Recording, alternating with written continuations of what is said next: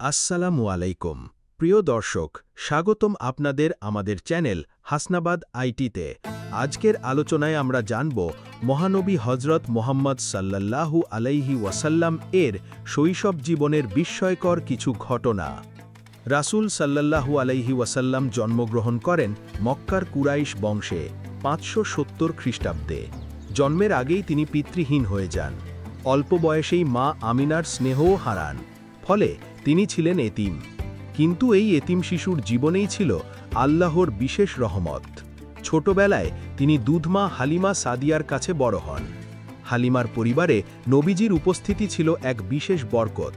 তাদের ঘরে দুধ, খাদ্য, এমনকি পশু সম্পদও বরকতে ভরে যায়। শৈশবেই তার সততা ও সত্যবাদিতা ছিল অসাধারণ।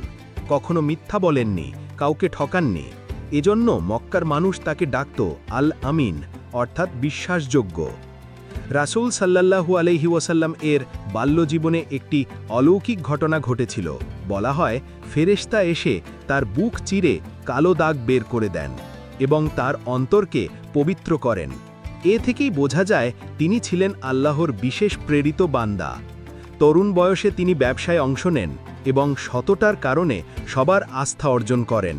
তার শৈশব ও কৈশোর জীবন আমাদের জন্য বিশাল শিক্ষা, সত্যবাদিতা, আমানতদারিতা এবং দয়ার গুরুত্ব।